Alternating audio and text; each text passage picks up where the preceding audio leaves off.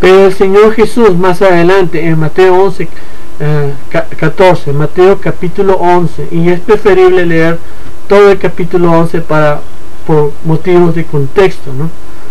Pero en el versículo 14 específicamente se dice que el Señor aclara, ¿no?, que Elías no iba a venir en carne y hueso, pero que Juan el Bautista iba a tener el espíritu y el poder del profeta Elías.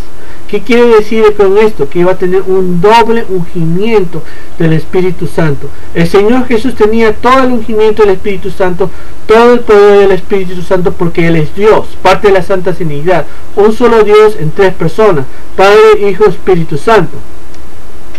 Nosotros, si estamos cerca de Dios, si le obedecemos a Dios, si hemos nacido nuevamente, podemos también tener un ungimiento del Espíritu Santo.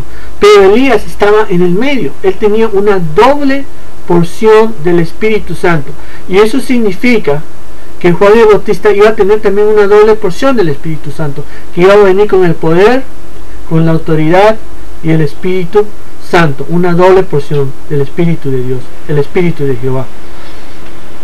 También le preguntan en el versículo 21 si él iba a ser el profeta. Noten que no le preguntan si era un profeta, sino que si era el profeta. Esto es una regla gramatical en inglés.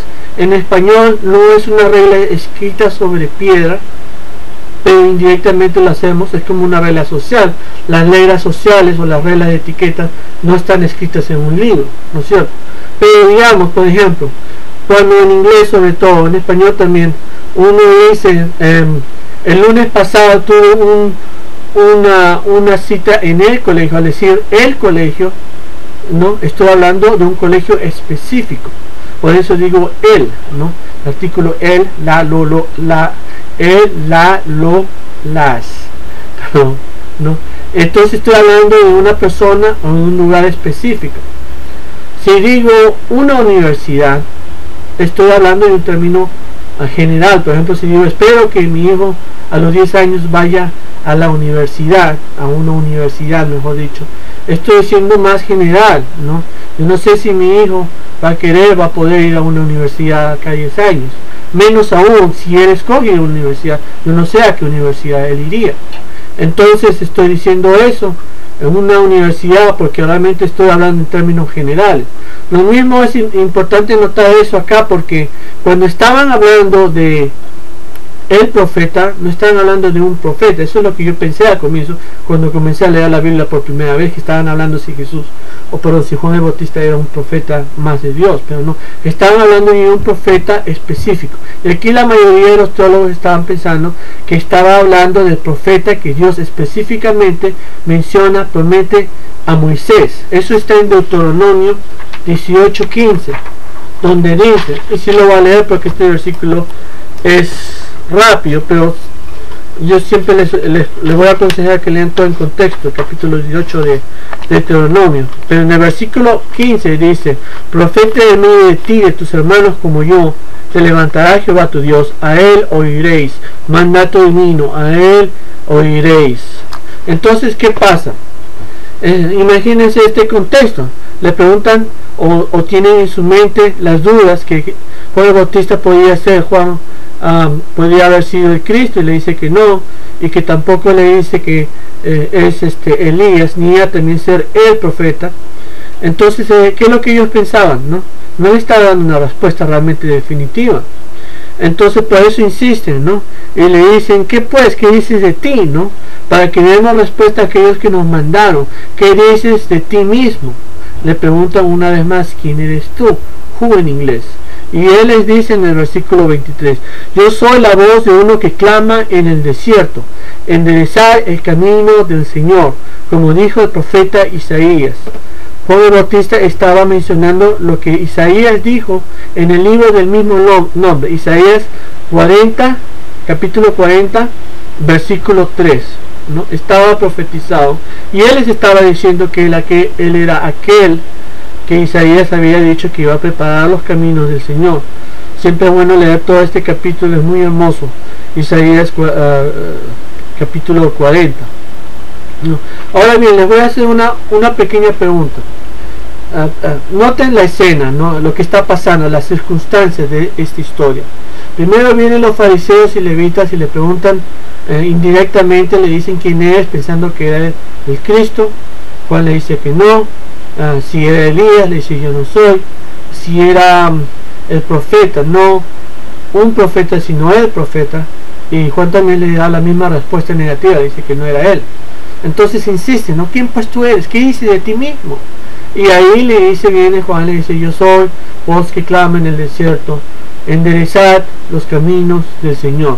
¿Ustedes creen que con este tipo de respuesta quizás Juan estaba tomando una actitud un poquito negativa, poco amigable, que quizás Juan no quería hablar con ellos y que solamente estaba desviando sus respuestas? ¿Qué es lo que piensan ustedes? Yo por lo menos pienso que realmente Juan simplemente estaba hablando con la verdad y que para él no era importante su persona, quién era él, sino el mensaje. Lo importante para Juan el Bautista no era quién era él, no era importante el mensajero. Lo importante para él era su mensaje de arrepentimiento. Y en este caso, aunque le preguntan quién era él responde con el mensaje. Le preguntan quién es él responde con el mensaje que. Y aquí en este caso el mensaje era muy claro: enderezar el camino del Señor. Eso es lo que predicaba Juan el Bautista, el mensaje del arrepentimiento de los pecados.